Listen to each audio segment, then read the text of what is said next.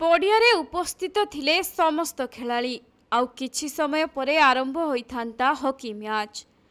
सेपटे मैच को देखिबा पई दर्शकंक भिड़ भी लागिथिला। मात्र मैच आरंभ हेबा पूर्वरु घटी आसिला काल। हठात प्रबल वर्षा सह वज्रपात घटिबारु अकाଳରେ तीन खेलाड़ींक जीवन चलीगला। 2 दिन तले एपरी एक दुखद घटना घटिछि झारखंड रे। झारखंडर सिमडेगा जिल्लार कलिबिरा अंचल रे जपला आरसी स्कूल खेल पड़ियारे एही मैच आयोजन होइथिला। किंतु मैच खेला जिबा पूर्वरु घटी जाइछि एपरी किछि अघटन। प्रबल वर्षा जोगु समस्ते आखपाख स्थान को चली जाइथिले।